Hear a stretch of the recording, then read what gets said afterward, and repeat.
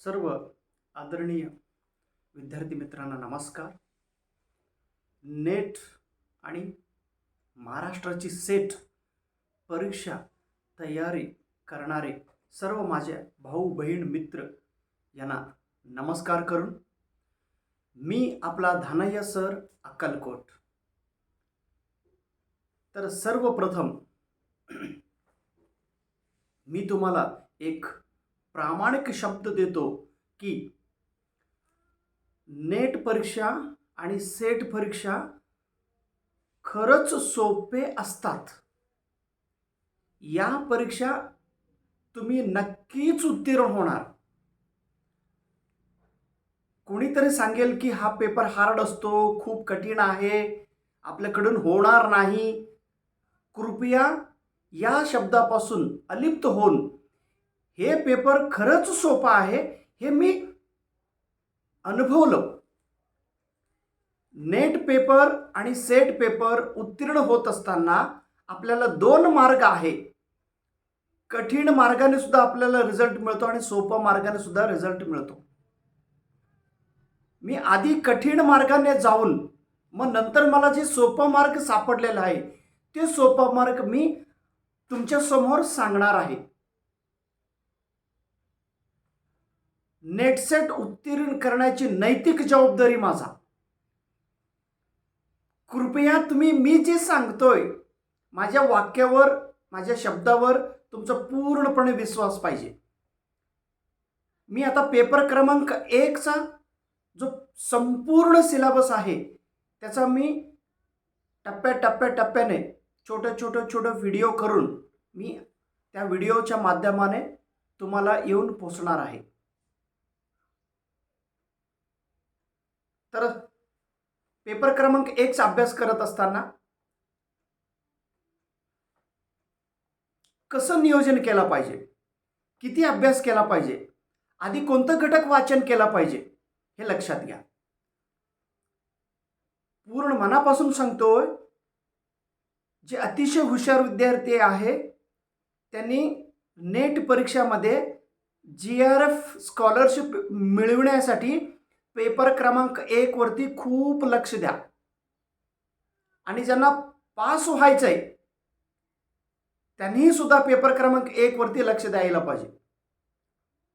आपण काय करतोय, पेपर क्रमांक सोपा आहे एवढं समजून सहजरित्या वाचन करतो आणि 40 ते 50 मार्क घेतोय.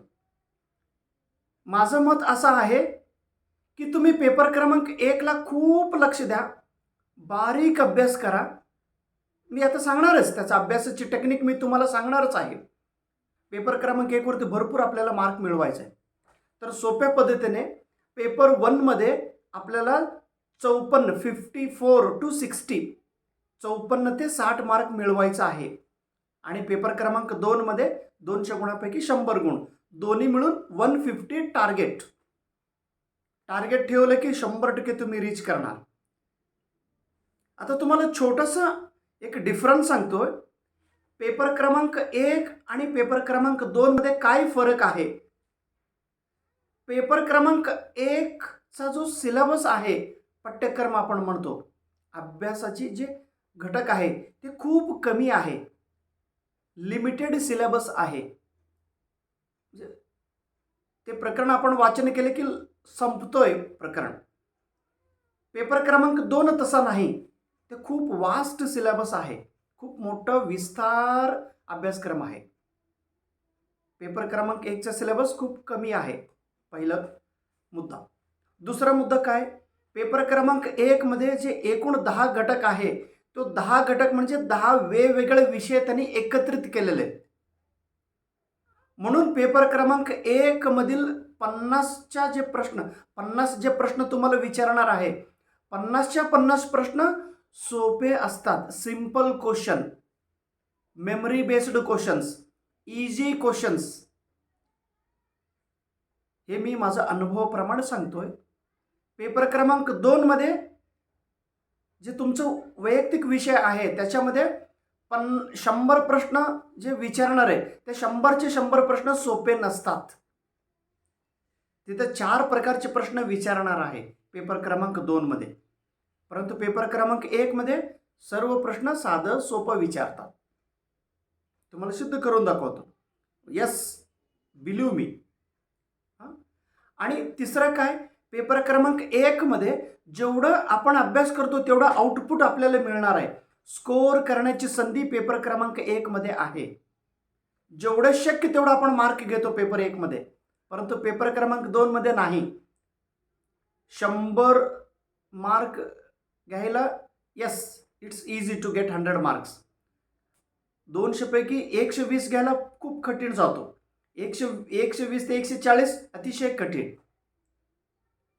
म्हणून माझं मत असं आहे की पेपर 2 मध्ये 100 पर्यंत घ्या, इट्स इझी, तो सहजरित्या तुम्ही घेताय. आणि पेपर 1 मध्ये 50च्या पुढं 50 घेऊ शकताय, 60 घेऊ शकताय, 70 मार्क तुम्हाला मिळतात, 80 मार्क तुम्हाला मिळतात. 100 पैकी 100 मार्क्स तुम्हाला पेपर 1 मध्ये मिळतात. ओके, म्हणून पेपर 1 कडे तुम्ही लक्ष द्या. आता पेपर क्रमांक 1चा जो अभ्यासक्रम आहे त्याच्यामध्ये एकूण 10 घटक. मी जे तुम्हाला सांगणार आहे, कृपया वेळ काढून तुम्ही तुमच्या नोटबुकमध्ये लिहा. ऐकणं आणि पुन्हा ते तुमच्या नोटबुकमध्ये लिहिणं हे खूप महत्त्वाचं आहे. उगा माझं व्हिडिओ कृपया कॅज्युअल बघू नका आणि सहज बघून हे काय सांगणार आहे म्हणण्यापेक्षा पूर्ण घटक वाचल्यानंतर, पूर्ण घटक ऐकल्यानंतरच तुम्हाला कळेल काय मी सांगतोय म्हणून.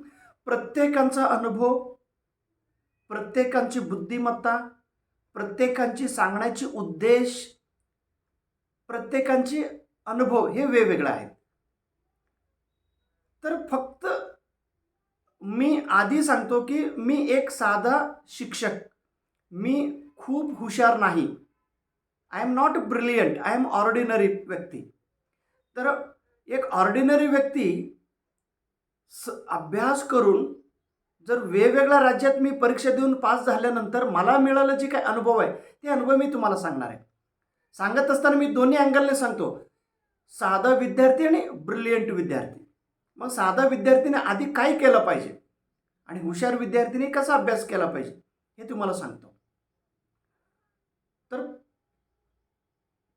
पेपर क्रमांक 1 मध्ये जो 10 घटक आहे, पहिला घटक आहे टीचिंग ॲप्टिट्यूड, दुसरा घटक आहे रिसर्च ॲप्टिट्यूड, तिसरा आहे पॅसेज कॉम्प्रेहेन्शन, चौथा आहे कम्युनिकेशन, पाचवा आहे मॅथमॅटिकल रिझनिंग, सहावा आहे लॉजिकल रिझनिंग, सातवा जो प्रकरण आहे ते डाटा इंटरप्रिटेशन, आठवा ICT information and communication technology, आणि नववा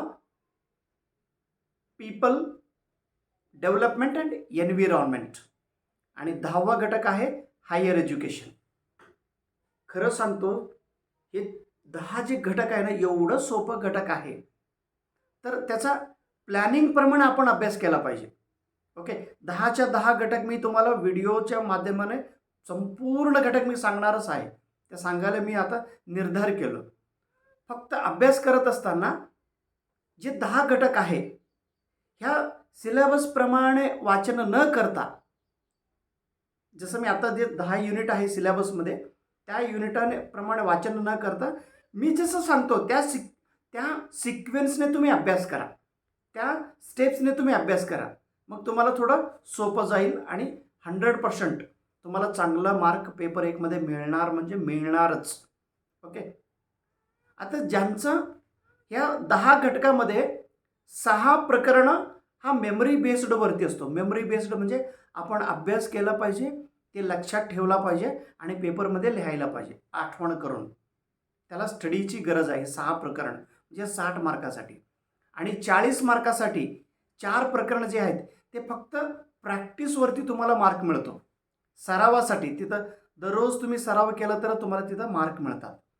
60 मार्क मेमरी बेस्ड म्हणजे अभ्यास करून, आणि 40 मार्क तिथंच पेपरमध्ये जाऊन प्रश्न वाचन करून तिथंच आपण ते सोल्युशन दिलं, सॉल्व्ह केलं की तुम्हाला मिळतात. म्हणजे 6 प्रकरण कोणते आणि 4 प्रकरण कोणते. आता जे सरावासाठी आहे ते आहे पॅसेज कॉम्प्रेहेन्शन, जे तिसरा युनिट. त्यानंतर मॅथमॅटिकल रिझनिंग 5वं युनिट, 6वं युनिट लॉजिकल रिझनिंग आणि डाटा इंटरप्रिटेशन. हे 4 प्रकरण सरावासाठी आहे आणि बाकीचे 6 प्रकरण हा अभ्यास करून लक्षात ठेवून पेपरवर लिहायचं. तर मी असं सांगतो, मला गणित, डाटा इंटरप्रिटेशन, लॉजिकल रिझनिंग जमत नाही, मी त्या युनिटामध्ये हुशार नाही. मग हुशार नाही म्हणून माझं रिझल्ट थांबलेत का? नाही. खूप विद्यार्थी जेव्हा मी त्यांच्याशी बोलतो ना, त्यांनी मला पहिलाच हा प्रश्न म्हणतात, मला गणित येत नाही, मला बुद्धिमत्ताचे प्रश्न येत नाही ना, त्याला थोडं बाजूला ठेवा. जे येणारे घटक आहे त्याचा अभ्यास करा आणि तिथं मार्क घ्या. जे हुशार विद्यार्थी आहे, ज्यांना गणित जमतो, ज्यांना बुद्धिमत्ता जमतो, ज्यांना लॉजिकल रिझनिंग येतात, त्यांच्यासाठी मी स्टेप्स वेगवेगळ्या सांगतो. तर पहिल्यांदा मी काय करतो, साधा सोपा पद्धतीने अभ्यास. कोणता घटक? सुरुवात करा तुम्ही प्रकरण क्रमांक 4 युनिट 4. युनिट 4 कोणता? कम्युनिकेशन. कम्युनिकेशन म्हणजे संवाद. जे प्रकरण आहे ते प्रकरण तुम्ही अगोदर अभ्यास करा. ऑलरेडी मी वेगवेगळ्या पुस्तक वाचन केलं आणि स्वतः वेगवेगळ्या राज्यात जाऊन पेपर दिल्यानंतर या प्रकरणावरती कसे प्रश्न विचारलेले आहे, कसे प्रश्न विचारतात आणि क्वेश्चन पेपर सेटरची अपेक्षा काय असतो हे जाणून घेऊन फक्त 3 पेजेस नोट्स लिहिलेत मी. मग तुम्ही फक्त 3 पानं अभ्यास करा आणि 10 मार्क मिळवा. मग 3 पेजेस अभ्यास होत नाही का आपल्या हातून? होणारच आणि व्हायला पाहिजे. कारण कम्युनिकेशन हा प्रकरण खरंच सोपा आहे. तुम्ही वाचन केल्यानंतर तो प्रकरण तुम्हाला समजून घ्या आणि तिथं तुम्हाला मार्क मिळतात. मी जी पुस्तक आहे, माझा हा खूप मोठा पुस्तक आहे. दिसायला पुस्तक मोठं आहे, परंतु ह्या पुस्तकामध्ये आहे ना, प्रत्येक युनिटवरती फक्त 3 ते 4 पेजेस थिअरॉटिकल नोट्स लिहिलो. मग तुम्हाला तेवढं येणं अपेक्षित आहे. आता प्रकरण क्रमांक 4.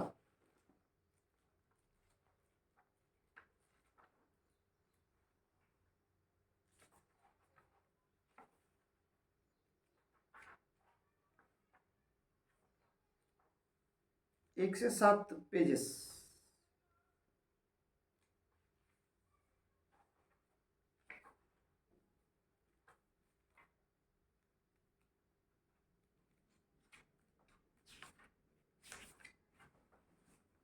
हा युनिट 4. ओके, किती पेजेस आहे? 1,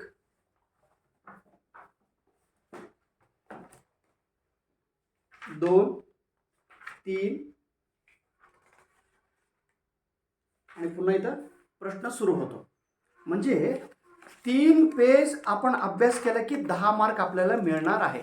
त्याच्यानंतर पुन्हा प्रश्न सुरू होतो. मग 3 पेजेस जे आहे, लक्षात घ्या, मी तुम्हाला exam point of view preparation सांगतोय. जेवढं मी घटक ह्याच्यामध्ये लिहिलं, जेवढं काय कन्सेप्ट मी ह्याच्यामध्ये लिहिलो, जेवढं काय संकल्पना, व्याख्या, माहिती जे लिहिलो, तेवढं तुम्हाला येणं अगोदर अपेक्षित आहे. हा लिमिटेड टास्क, हा फंडामेंटल टास्क, हा बेसिक घटक आहे. खूप लोक डीप स्टडी करायला जातात. ओके, करा, नाही म्हणत नाही. आधी तुम्हाला हे 3 पेजेसमध्ये जे काय बेसिक कन्सेप्ट आहे ते तेवढंच लक्षात घ्या, तेवढंच तुम्ही समजून घ्या. ते 3 पेजेसमध्ये काय आहे हे मी व्हिडिओच्या माध्यमाने मी तुम्हाला सांगणारच आहे. प्रत्येक घटक मी एक्सप्लेन करून सांगतो. तेवढं 3 पेजेस तुम्ही व्यवस्थितरित्या स्टडी करा, समजून घ्या संकल्पना आणि त्याच्यानंतर त्याच्या खाली जे काय प्रश्न आहेत, MCQ क्वेश्चन्स, ते तुम्ही सॉल्व्ह करा. पहिल्यांदा प्रकरण क्रमांक 4. त्यानंतर लगेच प्रकरण क्रमांक 8 अभ्यास करा. युनिट 8. युनिट 8 ICT म्हणून आहे. ICT, information communication technology. पुन्हा त्याच्यामध्ये सुद्धा तुम्ही जर पाहिलं तर ह्या पुस्तकामध्ये फक्त 5 पेजेस नोट्स आहेत. ICT.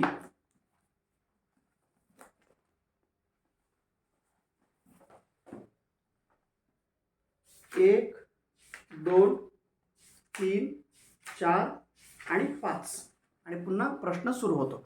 मग 5 पेजेस वाचन केल्यानंतर 10 मार्क तुम्हाला मिळणार. मी शब्द देतो तुम्हाला. कारण जे रिपीट येतात, कन्सेप्ट काय आहे, मी क्वेश्चन पेपर खूप बारीकाने ॲनालिसिस केल्यानंतर मला त्याच्यातील एक स्ट्रक्चर सापडलेले, म्हणून हा 5 पेजेस अभ्यास करा. अगोदर एवढं तुम्हाला येणं अपेक्षित आहे. त्याच्यानंतर बघू पुढं तुम्हाला अजून रिसर्च करून काय काय अभ्यास करायचं ते. आधी तुम्ही एवढं करा. एवढं केलं की तुम्हाला पुन्हा ह्या घटकातून 10 मार्क मिळणार. पहिल्यांदा कम्युनिकेशनमधून 10 मार्क मिळणार. त्याच्यानंतर युनिट क्रमांक 8वा ICT वाचन केलं की तुम्हाला 10 मार्क मिळतो. त्यानंतर युनिट क्रमांक 1 वाचन करा. एक कोणतं? Teaching aptitude. टीचिंग ॲप्टिट्यूडमध्ये सुद्धा फक्त 3 पेजेस थेरी नोट्स आहे. हे 1 2 3 त्यानंतर प्रश्न सुरू होतो. म्हणजे 3 पेजेस, मी 3 पेजेस असं का म्हणतो, तर कंटेंट जे आहे, प्रश्न जास्त आहे, कंटेंट कमी दिलो तेवढं कंटेंट तुमच्या डोक्यात पाहिजे. त्याच्यानंतर तुम्ही काय करा, आधी 4था प्रकरण कम्युनिकेशन, त्यानंतर 8वा प्रकरण ICT, त्याच्यानंतर प्रकरण क्रमांक 1 टीचिंग ॲप्टिट्यूड, त्यानंतर 10वा प्रकरण हायर एज्युकेशन, त्याचा अभ्यास करा. त्यानंतर दुसरा प्रकरण आहे रिसर्च. त्याच्यामध्ये पुन्हा प्रत्येक युनिटमध्ये 5 पेजेस थेरॉटिकल नोट्स. रिसर्च वाचन करा. त्यानंतर 9वं प्रकरण अभ्यास करा, पीपल अँड एन्व्हायरमेंट म्हणजे पर्यावरण. 9वं प्रकरण झाल्यानंतर 3रा प्रकरण जे पॅसेज कॉम्प्रिहेन्शन आहे. पॅसेज झाल्यानंतर तुम्ही पुन्हा 6वं प्रकरण लॉजिकल रिझनिंग स्टडी करा. त्यानंतर 5वं प्रकरण मॅथमॅटिकल रिझनिंग. त्यानंतर 7वं प्रकरण डाटा इंटरप्रिटेशन. हा साधा विद्यार्थी, जे नॉर्मल विद्यार्थी आहे माझ्यासारखं, त्यांनी ह्या सिस्टीमने तुम्ही अभ्यास करा. थिअरी प्रत्येक युनिटला 4 पेजेस थिअरी पूर्णपणे वाचन करा. वाचन करीत असताना सुद्धा आधी हे जे पुस्तक आहेत ना, ह्याचा अभ्यास करत असताना एक प्रकरण, समजा तुम्ही 4था प्रकरण घेतला तर हे 4 पेजेस अगोदर तुम्ही सायलेंट रीडिंग करा. एकदा सहज सायलेंट रीडिंगमध्ये मनात सगळं वाचन करा 4 पेजेस. त्याच्यानंतर हा प्रकरण तुम्ही 4 पेजेस लाऊड रीडिंग करा. लाऊड रीडिंग म्हणजे जोरात वाचन करा. संवाद या शब्दाला इंग्रजीमध्ये कम्युनिकेशन असे म्हणतात. कम्युनिकेशन हा शब्द लॅटिन भाषेतून आलेले आहे. कम्युनिकेशन शब्द लॅटिन भाषेच्या कॉम्युनिस या शब्दापासून उत्पत्ती झालेले आहे. कम्युनिकेशन या इंग्रजी शब्दामध्ये एकूण 2 शब्द आहे, कम्युनिकेर आणि कम्युनिको. कम्युनिकेशनची व्याख्या, सर्वसामान्य व्याख्या म्हणजे शब्द आणि अशब्द, म्हणजे सिम्बॉल म्हणजे चिन्ह आणि शब्द यांच्या सहाय्याने माहितींचा, विचारांचा देवाणघेवाण म्हणजे संवाद होय. असं तुम्ही जोरात वाचन करा. समजून घेऊन वाचन करू नका, जस्ट रीड, लाऊड रीडिंग. मग 3रा रीडिंग वेळी एक सेंटेन्स वाचन करा. त्या सेंटेन्समधील अर्थ काय आहे हे समजून घ्या व्यवस्थितरित्या. समजून घेऊन ते पुन्हा तुमच्या एक नोटबुकमध्ये लिहा. 3 पेजेस वाचन करून ते 3 पेजेस आपल्याला प्रत्येक वाक्य पुन्हा एकदा लिहायचं नोटबुकमध्ये. 3 पेजेस लिहायला वेळ जास्त लागत नाही. जेव्हा तुम्ही वाचन करताय एक कन्सेप्ट, जेव्हा तुम्ही ते समजून घेताय, समजून घेऊन वेगवेगळ्या कलर पेनने आपल्या एक नोटबुकमध्ये लिहायचं. कष्ट तरी आपल्याला करायचं आहे, स्मार्ट वर्क आहे, काय जास्त लिहायची गरज नाही. जेव्हा तुम्ही लिहिताय ते कन्सेप्ट समजून घेऊन लिहा. आणि लिहित असताना त्या एका वाक्यात, त्या एका शब्दात एक प्रश्न आहे, प्रश्न विचारतात, प्रश्न विचारलेले आहे असं समजून घेऊन तुम्ही लिहायचं. उदाहरण म्हणून तुम्हाला म्हणजे पुस्तकाचे अभ्यास कसा केला पाहिजे हे तुम्हाला मी सांगतोय. मग ह्या पद्धतीने तुम्ही कराच आणि तुम्ही केलंच पाहिजे अशी माझी नम्र विनंती आहे. एकदा तुम्ही माझं ट्रॅक तुम्ही फॉलो करा, माझं स्ट्रॅटेजी तुम्ही फॉलो करा. एक एक वाक्य समजून घेताना त्याच्यामध्ये प्रश्न कसं आहे, आत्तापर्यंत प्रत्येक राज्यामध्ये कसे प्रश्न विचारलेले आहेत हे मला माहिती आहे. मी तिथंपर्यंत जाऊन आलो, काय विचारतात एवढं नक्की की सगळीकडे प्रश्न सोपेच विचारलेले आहेत. कुठंही प्रश्न हार्ड नव्हतं. सोपं आहे म्हणून मी परीक्षा पास झालो. अतिशय कठीण असेल, हार्ड असतील तर मी नापास झालो असतो. म्हणून सोपं आहे, ते काय सोपं विचारतात तेच ह्याच्यामध्ये लिहिलं आहे. आणि वाक्य समजून घ्यायचं म्हणजे समजून घेताना संवाद संवाद म्हणजे चर्चा, संवाद म्हणजे विचार विनिमय, संवाद म्हणजे संवहन, संवाद म्हणजे कम्युनिकेशन, विचारांची देवाणघेवाण. म्हणजे आता बघा प्रश्न कसे विचारलेले होते. एक 5 सॅम्पल क्वेश्चन मी तुम्हाला सांगतो. कम्युनिकेशन सॉरी संवाद या शब्दाला इंग्रजीमध्ये टिंबटिंब असे म्हणतात. कम्युनिकेशन त्याच्यामध्ये ऑप्शन 4 वेगवेगळे दिले होते. कम्युनिकेशन, कम्युनिकेटर, कम्युनिकेटिव्ह, कम्युनिस्ट म्हणून. पुन्हा कम्युनिकेशन हा शब्द कोणत्या भाषेतून इंग्रजीमध्ये आलेले आहेत. परीक्षेमध्ये खूप डाऊट होतो आपल्याला. फ्रेंच आहे, लॅटिन आहे, जर्मनी आहे का इंडो युरोपियन. तुम्हाला एक्झॅक्ट टू दी पॉईंट लक्षात असेल तरच मार्क मिळतात. मग कम्युनिकेशन हा जो शब्द आहे या शब्दामध्ये एकूण किती शब्द आहेत, म्हणजे एकूण किती शब्द त्याच्यामध्ये मिसळलेले आहेत. 2 शब्द कम्युनिकेट आणि कम्युनिको. कम्युनिस्ट या शब्दाचा अर्थ काय आहे म्हणजे टू शेअर. कम्युनिकेशनची सर्वसाधारण व्याख्या कोणी सांगितलेली आहे. कम्युनिकेशनची व्याख्या एडगर डेल या व्यक्तीने कसं सांगितलेलं आहे. एडगर डेलच्या शब्दाप्रमाणे तुम्हाला कम्युनिकेशनची व्याख्या लक्षात पाहिजे. एडगर डेल काय म्हणतो, माहितींचा विचारांचा देवाणघेवाण म्हणजे संवाद होय. माहितींचा विचारांचा देवाणघेवाण म्हणजेच कम्युनिकेशन. इथं त्यांनी चित्र किंवा असं सिम्बॉल हा शब्द त्यांनी वापर केला. फक्त माहितींचा विचारांचा देवाणघेवाण किंवा हा व्याख्या कोणी सांगितले तर एडगर डेल. एडगर डेलच्या खालीलपैकी कोणता व्याख्या बरोबर आहे असं प्रश्न फिरवून विचारतात. म्हणून तुम्हाला कन्सेप्ट व्यवस्थित लक्षात असणं गरजेचं आहे. हे म्हणजे तुम्हाला एक प्रकरण वाचन करायची पद्धत सांगतो मी. मग भरतमुनी हा कोण, हा भारतीय तत्वज्ञानी. भरतमुनी कोणता ग्रंथ लिहिलात, नाट्यशास्त्र ग्रंथ लिहिले आहेत. मग नाट्यशास्त्र या ग्रंथामध्ये कम्युनिकेशनबद्दल कोणता पर्याय शब्द त्यांनी वापरलेला आहे. सादरीकरण हा शब्द त्यांनी वापर केलेला आहे. सादरीकरण. मग भरतमुनी यांनी कम्युनिकेशनची व्याख्या कोणत्या शब्दात सांगितलेली आहे. एखादा व्यक्ती बोलत असताना त्यांनी तो विचार त्यांच्या हृदयापासून बोलला पाहिजे आणि जे बोललेले विषय आहे ऐकणाऱ्यांच्या हृदयापर्यंत पोचला पाहिजे, तरच त्याला संवाद म्हणतात, नाहीतर नाही. म्हणजे ह्याने बघा हा व्याख्या कोणी सांगितलं, भरतमुनी. हाच व्याख्या म्हणजे फिरून विचारलेले आहे. कम्युनिकेशनची व्याख्या सांगत असताना भरतमुनी या व्यक्तीने कोणत्या घटकावरती फोकस केलेला आहे. हृदय म्हणजे हर्ट, ब्रेन दोन्ही नाही. मग याने हृदयावरती इमोशनवरती फोकस केलेलं आहे, फिलिंगवरती. असे प्रत्येक सेंटेन्स समजून घेऊन तुम्हाला लिहायचं. आणि जेव्हा तुम्ही लिहिताय नोटबुकमध्ये लिहिल्यानंतर तो मोबाईलमध्ये रेकॉर्डिंग करा. कृपया रेकॉर्डिंग करा. मोबाईल आहे तुमच्यासोबत. 3 पेजेस रेकॉर्डिंग करायला वेळ जास्त लागत नाही. आणि रेकॉर्डिंग केल्यानंतर ते तुम्ही ऐका. ऐकल्यानंतर तुम्ही नक्कीच दम पेज 2 मिनिट दम. मग त्याच्यानंतर तुम्हाला हा कन्सेप्ट पूर्णपणे लक्षात राहतो. मी काय काय सांगितलो. आधी प्रकरण क्रमांक 4 कम्युनिकेशन, त्यानंतर ICT युनिट क्रमांक 8, त्याच्यानंतर युनिट क्रमांक 1 टीचिंग ॲप्टिट्यूड. तिथे 3 पेजेस आहे. ह्याच रीतीने तुम्ही वाचन करा. Silent reading, loud reading, sentence समजून घेऊन ते पुन्हा नोटबुकमध्ये लिहा. लिहिलेलं मोबाईलमध्ये रेकॉर्डिंग करा. रेकॉर्डिंग केलेलं ऐकत राहा. आणि जे छोटंसं नोटबुकमध्ये लिहिलेलं आहे ते तुम्ही जेव्हा वेळ मिळतो तेव्हा वाचन करा, रिव्हिजन करा.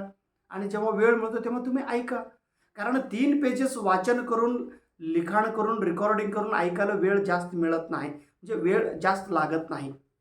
क्वालिटी रीडिंग करा. ऑलरेडी मी वेगवेगळा स्टडी करून हे नोट्स लिहिलेले आहेत. तुम्ही एवढंच करा. खूप लोक म्हणतात अभ्यास करा, अभ्यास करा. ओके, बरोबर. मी असं म्हणतो अभ्यास हेच करा. म्हणजे तुम्हाला ना थोडं मी वाट तुमचं सोपं करून मी सांगतो. आणि टीचिंग ॲप्टिट्यूडमध्ये सुद्धा सांगत असताना म्हणजे प्रश्न एखाद्या कन्सेप्टवर आला तर तो पूर्ण कन्सेप्ट तुमच्या डोक्यात पाहिजे, तरच तुम्हाला मार्क मिळतात. आणि प्रश्न सोपे असतात म्हणजे सोपे आहेतच. आणि कोणकोणते प्रश्न येतात हे ऑलरेडी हे संगीता बागलतरी हे प्रश्न कसे विचारतात ह्याच्यामध्ये दिलेले आहेत. ते प्रश्न तुम्ही फॉलो करा, बघा. आता समजा प्रश्न जर टीचिंग ॲप्टिट्यूडमध्ये ह्युरिस्टिक मेथडवरती जर आला तर प्रश्न कसे येतात? ह्युरिस्टिक मेथडला दुसरं नाव काय आहे? तर संशोधन मेथड, रिसर्च मेथड. ह्युरिस्टिक मेथडचा शोध कोणी लावला? Professor Armstrong. ह्युरिस्टिक मेथडचा वापर पहिल्यांदा कोणत्या देशात केलेला आहे? अमेरिकामध्ये. ह्युरिस्टिक हा शब्द कोणत्या भाषेतून आलेला आहे? तर ग्रीक भाषेतून. ह्युरिस्टिक हा शब्द ग्रीक भाषेच्या कोणत्या शब्दापासून उत्पत्ती झालेला आहे? ह्युरिस्को या शब्दापासून. ह्युरिस्को ह्या शब्दाचा अर्थ काय? आंतरराष्ट्रीय सेटमध्ये विचारलेले प्रश्न. उत्तरे हो. ह्युरिस्को म्हणजे संशोधन करणे. कोणत्या टीचिंग मेथडमध्ये विद्यार्थ्यांना संशोधक म्हणून संबोधले जातात? तर ह्युरिस्टिक टीचिंग मेथडमध्ये. ह्युरिस्टिक टीचिंग मेथडमध्ये.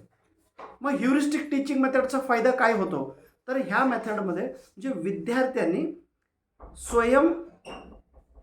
स्वयं ॲक्टिव्हिटी करून म्हणजे सेल्फ लर्निंग म्हणजे एखाद्या कन्सेप्ट स्वयंकृतीने ते समजून घेतात. त्याचा अर्थ काय आहे? समजून घेतात. मग ह्याचा काय फायदा आहे? तर स्वयंकृतीने विद्यार्थी कन्सेप्ट समजून घेतात. ह्याचा काय तोटा आहे? तर ह्याला वेळ जास्त लागतो. म्हणजे एवढं पॉईंट्स तुमच्या डोक्यात पाहिजे. ह्याला सोडून दुसरा प्रश्न येणार नाहीच. एवढे मी शब्द तुम्हाला देतो. थोडं अभ्यास करा आणि परफेक्ट अभ्यास करा. ते पूर्ण लक्षात ठेवा. ह्या सिस्टीमने तुम्ही जावा. मी फक्त तुम्हाला आज सिक्वेन्स सांगितलेल्या अभ्यासाची, त्याच्यानंतर एक एक प्रकरण मी तुम्हाला इन डिटेलमध्ये सांगतो. अगोदर प्रकरण क्रमांक 14 कम्युनिकेशन, त्यानंतर प्रकरण क्रमांक 8 ICT, त्याच्यानंतर प्रकरण क्रमांक 1 रिसर्च ॲप्टिट्यूड, त्यानंतर प्रकरण क्रमांक 10 हायर एज्युकेशन, त्यानंतर प्रकरण क्रमांक 2 रिसर्च, त्याच्यानंतर प्रकरण क्रमांक 9 पर्यावरण, त्यानंतर प्रकरण क्रमांक 3 पॅसेज कॉम्प्रेहेन्शन, त्याच्यानंतर 6वं प्रकरण लॉजिकल रिझनिंग, त्यानंतर 5वं प्रकरण मॅथमॅटिकल रिझनिंग आणि डाटा इंटरप्रिटेशन. ह्या सिस्टीमने तुम्ही स्टडी करा. जर तुम्ही खूप हुशार विद्यार्थी असेल तर अगोदर तुम्ही काय करा? प्रकरण क्रमांक 5 अभ्यास करा, त्यानंतर 6वं प्रकरण अभ्यास करा, त्याच्यानंतर 7वा करा, त्यानंतर 3रा करा, त्याच्यानंतर मग 4था, त्यानंतर 8वा, त्यानंतर 1ला, त्यानंतर 10वा, त्याच्यानंतर 2रा, त्यानंतर 9वा. हुशार विद्यार्थ्यासाठी हा प्लॅनिंग. आणि एकदम कॉमन विद्यार्थ्यासाठी जसं मी सांगितलं माझं फॉलो करा. आणि मी तुमच्यासोबत आहे. हा पूर्ण पुस्तक मी तुम्हाला एक्सप्लेन करून सांगणार आहे. दर दिवशी मी आता व्हिडिओ करून तुम्हाला पाठवतो. कृपया ऐका आणि मला आशीर्वाद करा. आणि तुमचाही कल्याण होऊ द्या आणि तुमच्यासोबत आमचाही कल्याण होऊ द्या. सर्वांचं कल्याण होऊ द्या. एवढं बोलून जय महाराष्ट्र. नमस्कार.